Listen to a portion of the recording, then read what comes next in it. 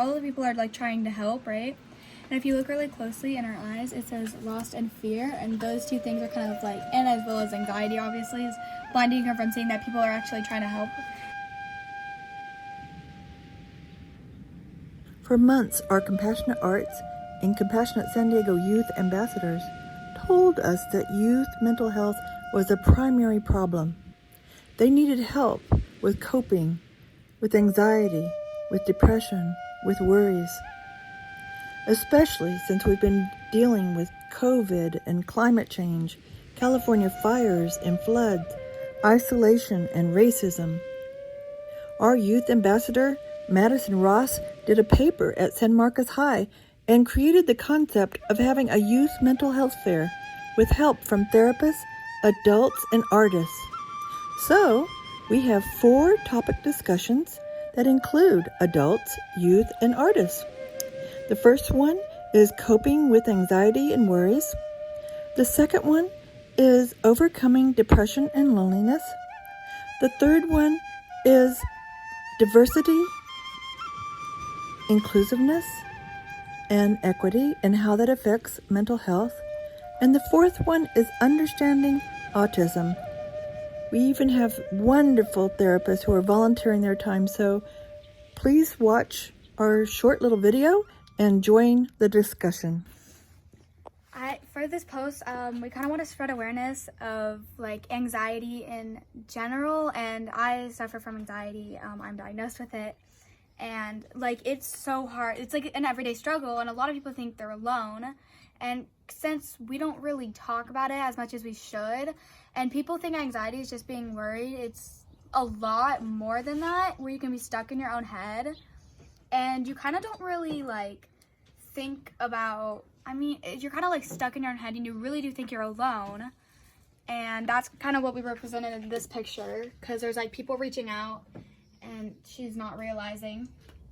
And we kind of just want to like bring awareness and show that you're not alone, and so many people actually do struggle with this but don't realize it. And it's an everyday struggle. Of course, people have like different like how bad it is.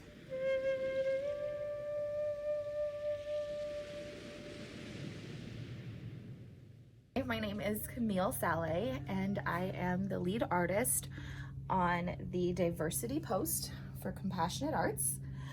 I am kind of finishing up what I've been working on for many weeks for this project.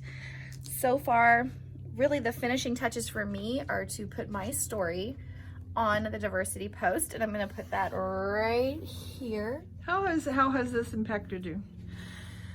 Honestly, I never really thought of myself as being a very strong artist that's been able to convey my feelings through art, and this has changed just about everything for me, as I have really taken the time to understand how other people feel, as well as my own feelings looking back at my life, and been able to project that onto this post in a variety of different, both original art pieces as well as those of others that have contributed to this project. I think it symbolizes like peace.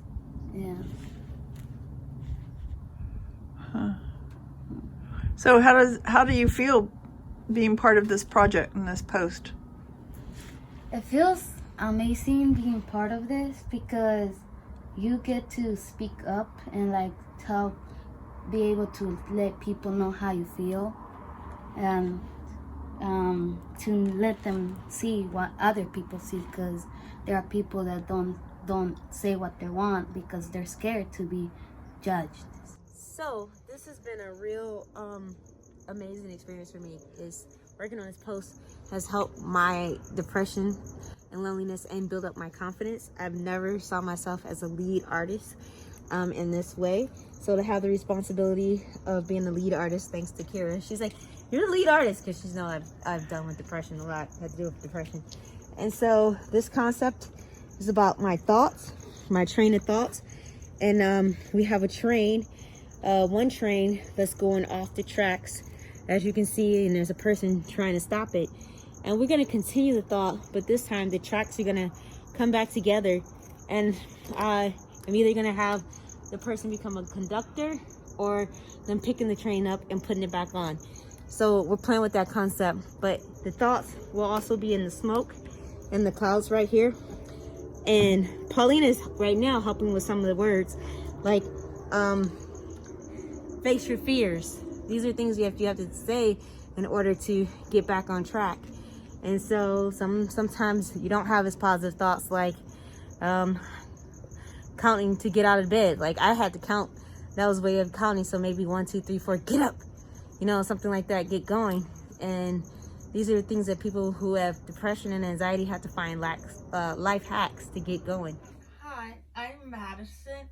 I'm the lead artist for this post on autism. Now, what we do for these posts typically is at the bottom. That's typically what, like, the bad sort of negative things we do. And then we work our way up to the top where it's all the nice and like hopeful stuff. Like we'll have 2 big quotes typically at the top. Then the middle's typically like the storytelling, and if you need help with anything, depends on the post. Hi, I'm Robin, and I am the founder of Autism Spectrum Disorder Supports. And I just want everyone to know, in these really trying times, especially with our at-risk youth in the autism demographic, it's really important to maintain some positivity and to remember that when you have a bad day, it's just a bad day. It's not the end of the world. It took me a long time to realize that.